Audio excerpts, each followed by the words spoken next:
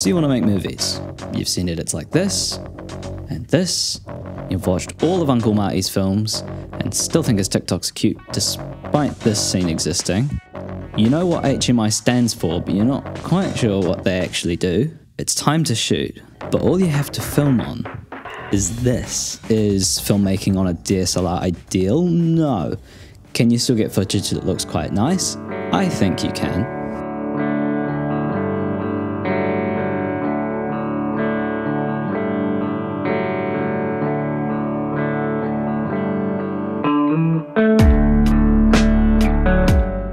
When I first started video, my footage didn't look the way that I wanted it to, and for the longest time I blamed my gear. I still do, but the reality is if you can't make this look decent, that's not gonna help. There is one tool that I use that just like makes my entire workflow a bajillion times easier and does a lot of the heavy lifting for me. But before we go into that, it's important that you nail the basics first. What do I mean by the basics? Let's start with like filmmaking 101 fundamental. This includes stuff like the 180-degree rule and understanding why it's important and what it does. And basically, to really simplify, your shutter speed for video should be double whatever your frame rate is. So for example, I shoot everything at 24 frames per second. So for me, I shoot everything at 1/50th of a second. If you shoot 30 frames per second, you shoot everything at 1/60th of a second. The reason we do this is because it keeps motion blur fairly natural looking to what our eyes are used to seeing. If your shutter speed's too high, it can look a little bit kind of fake and unreal, and if it's too low, it'll look a little bit too blurry. Obviously you can break these rules for a creative reason, but in general it's a good first starting point. You need to know about framing and composition, and where you're putting people in the frame, and you know, how deep is the frame, where are the edges of the frame. For example, right now I'm sitting on the floor because this is the best looking corner I've got. Camera movements, especially if you're coming to video from still photography like I did, camera movement is really tricky to wrap your head around. I think one person who does this really well is Spielberg. Seriously, watch like Indiana Jones with a critical eye and you will see how cleverly Spielberg moves the camera to enhance the storytelling. And lastly, blocking and staging, which is a jargony way of saying where you put things in the frame on like the depth axis. So for example, if you've got stuff in the foreground and then stuff in the background, and how it pushes your eye into the correct spot that you want the viewer to look. Learning the basics of what makes stuff look good is not that hard. It can seem really hard, but most of it's just jargon. Once you learn the terminology for stuff, it's like unlocking a whole new part of your brain where like you can point to something and go, I know what that's called now.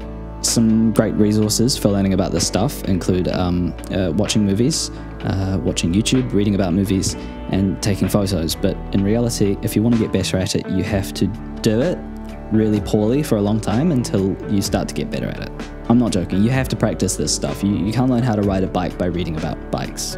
Again, before we get to the tools that I use to make things that extra cinematic-y goodness, it's important to discuss lighting. Lighting is really tricky, and it's okay to suck at it at first. When in doubt, here are a few basic principles to stick to.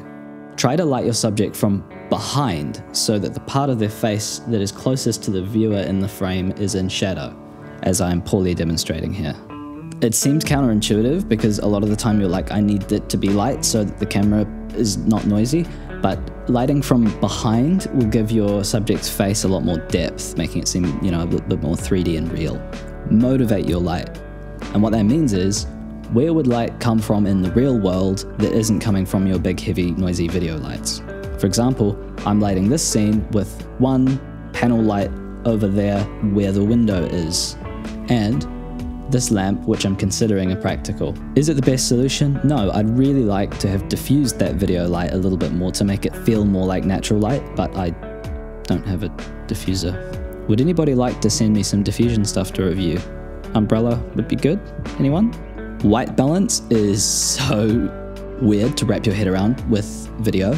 Generally speaking, very simple principle to follow if you're not sure. White balance based off of the color temperature of your main light source. So for example, my main light is set to 5600 daylight. The camera is white balanced at 5600 Kelvin, which is also daylight. This lamp is much warmer, it's probably around 2700 Kelvin, but I'm letting it hit warm in the video because I'm balanced for daylight. because it's a warm lamp. Why would I want it to look neutral? The last tip I have for lighting is try not to formularize it too much. A lot of the time it's really easy to just default to like a big key light up here and then a fill light and then a little backlight and just call it a day. And that works for a lot of stuff, but I think it's more important to light based on how something is meant to make you feel. Like if it's a particularly emotional scene, maybe you want it a little bit darker. Maybe if you're trying to build some tension, you want to silhouette somebody. Try to light based on how you want people to feel and not based on what looks the best in terms of exposure in camera. Okay, I'm going to give you the secret sauce for cinematicifying rubbish video from rubbish DSLRs. But first, if you're into cameras and photography and film as much as I am, you should sign up to my email list. It's free and I'm not going to spam you, I promise. I'm just going to send some cool stuff that I think you might be interested in, as well as some photos I've taken and new videos when they come out.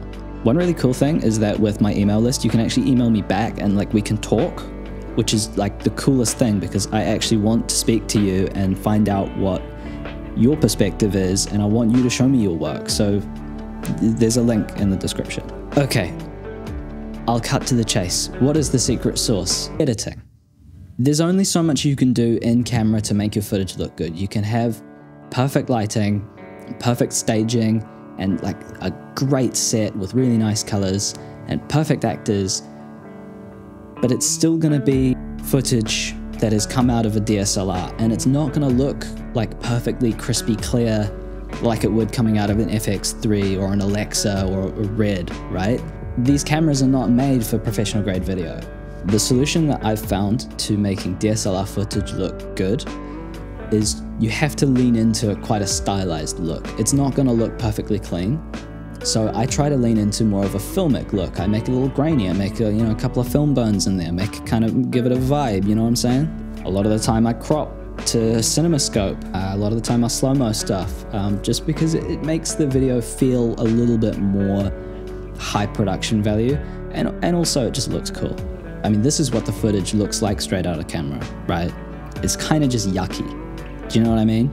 But to make it look like this, I use a plugin called Dehancer. Dehancer is basically a film emulation package for video editing. It's available for all the main stuff. I edit in DaVinci Resolve Studio. And basically what it does is it allows you to process your footage through a film emulation. And they've got like everything. Like if you want to make it look like CineStill or like Agfa Vista, you can, but generally I tend to stick to like the Kodak Cinema films. You can add grain, you can add some halation and bloom, and like there's so much you can play with. There's a whole like developer section where you can push and pull it, print looks, and like adjust stuff on a color head like you would with an enlarger, which makes perfect sense to me because I come from the analog photography world. And I think it just, when you apply, like it's a heavy-handed look, right? But when you apply a heavy-handed look to DSLR footage, it stops being like kind of just subpar clean footage and it turns it into like, oh, this is meant to look filmic. One pro tip for you is that you may find that your footage looks a little wonky when you first use Dehancer on it. That's probably because your footage isn't Rec 709. What your camera is outputting might be sRGB. Color space is a weird thing to wrap your head around. I recommend trying the different input methods, or if you're in DaVinci Resolve, take whatever color space your camera is operating in, convert it to a wider color space, and then use that as the input in Dehancer. For a while, I was actually like importing my still photography into DaVinci Resolve to edit with Dehancer, but as it turns out, they have a plugin for Lightroom, which makes my life a lot easier, and it's also really good. What I like about Dehancer is that it's not super heavy-handed if you don't want it to be. You can turn off a lot of the features and just use the film like color emulation, or you can just use it to add halation. It's really broad in what it can do, and it makes it super easy to go from I have no idea how to color grade, so just whack a look on, to getting really custom with it and fine-tuning the perfect look that you want and exporting it in like Cine and Film Log and then applying a print LUT to it. It's so flexible, and because I made friends with the lovely people over at Dehancer, I asked them very nicely for a discount for you, and they said yes. So you may now use the code HYDRATED for 10% off any purchase on Dehancer. Highly recommended. There's a free trial. Try it out. You'll go, oh, wow, okay, this is what I was missing. Editor Hunter here. I nearly forgot. I have a license for Dehancer Pro, which contains all the features, to give away for free. For free. If you'd like to be in to win, just leave a comment below and say something nice, and one will get picked at random in 1 week's time. And I'm dead serious. You like the entire program for free, like a full license.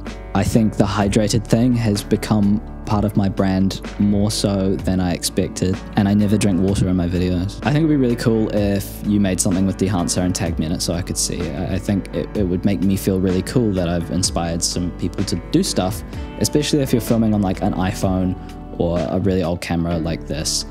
Because let's be honest, filmmaking is really expensive, and not everyone has the opportunity to just go out and buy an FX3 or an A7S III. And a lot of us are stuck with, you know, cameras that we've had since 2013. Like, for example, I'm filming this whole video on a D750, which anyone will tell you is not a cinematic video camera.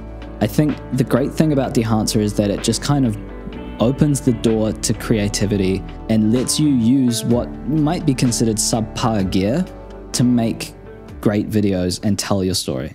Thank you for watching. Stay hydrated and create art.